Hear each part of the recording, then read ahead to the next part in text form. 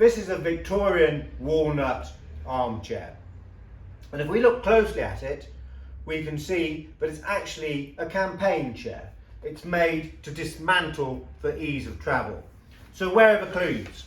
Well, we've got brass bolt here with another one on the other side.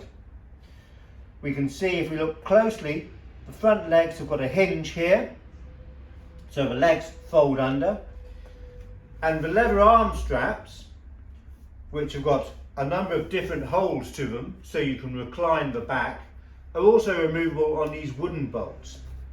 But if we look at it sideways on, it does have a very nice elegant shape, but with the legs folded we can still see that it's quite a large size. You've got these arm supports here which don't fold, and you've got the splay of a leg in the back there, which is quite a pleasing shape.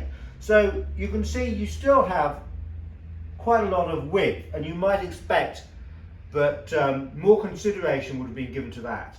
But there's a reason for that, and we'll come to it later. So, if we turn it side on, let's have a sit in it first of all, because you know the proof of any chair before you buy it is you've got to sit in it, it's got to be comfortable. And actually, with these nice buffed leather cushions which we've had made, it is very comfortable.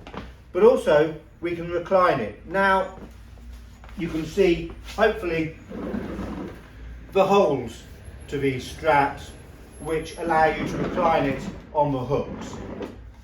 So let's just do that for you so you can get an idea of how far back it can go. That's one.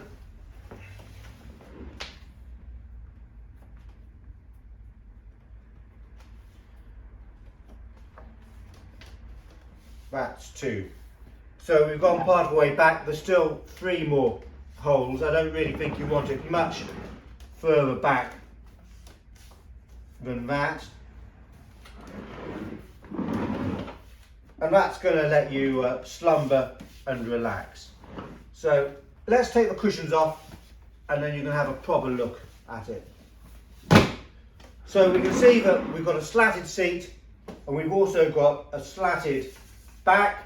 You've got quite a nice shape to the back to add comfort, and also we get a really good idea from this top rail that it's walnut. So you can really hopefully see the grain there of a walnut.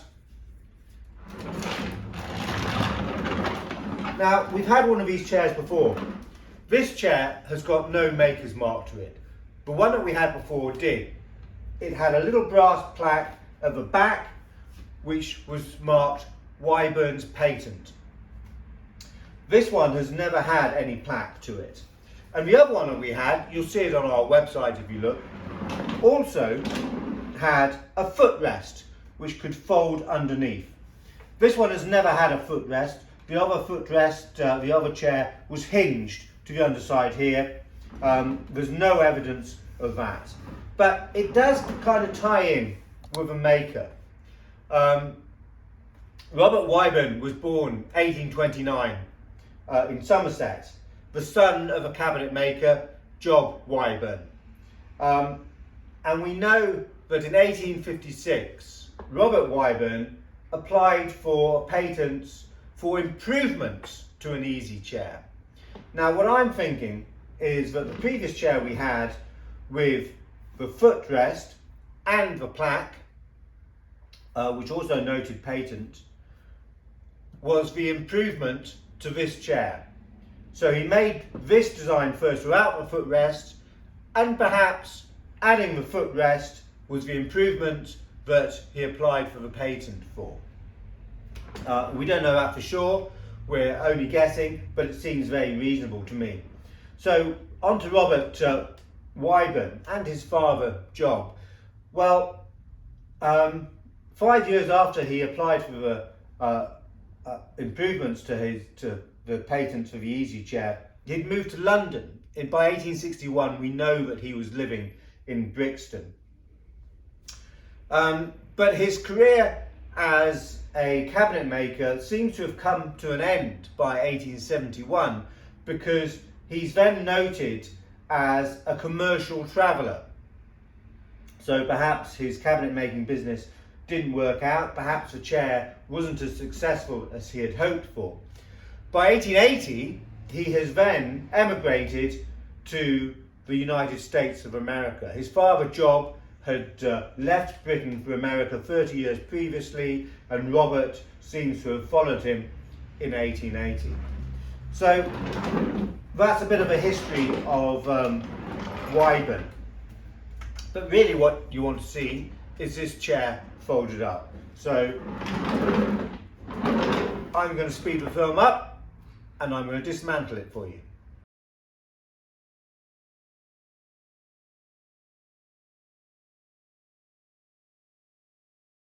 So the chair is completely dismantled and packed down. And we mentioned at the beginning that it was a little bit unusual having these arms up here that they didn't fold. Well, actually now, with everything packed down, we can see that the back and the cushions can all be contained within the arms. So if this is going into a packing case, that's all rather neat. Right, let's just take these bits off and show you a little bit closer the different components. So we've got the cushion that we've made, and as you can see, it's hinged. The seat and the back are hinged together. The reason for this is so that when the armchair reclines, the cushions will keep their position and you'll still get the comfort. We have the slatted back. Now you can see, hopefully here, you've got these brass plates that receive the bolts through the side back here to unite the back with the seat, but they also allow it to tip and to recline.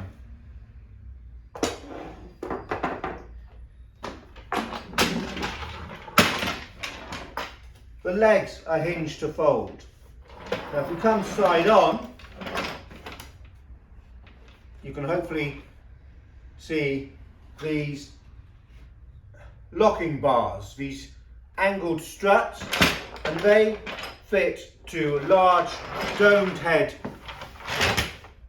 screws to the inside of the legs here, and just fit in there to lock the leg in place, stop it folding. We can also see that the back strut of the seat is fixed to the legs with two metal plates which are screwed in just for added strength. So that's the Wyburn patent reclining campaign chair. It's made of walnut. It's mid-19th century, Victorian.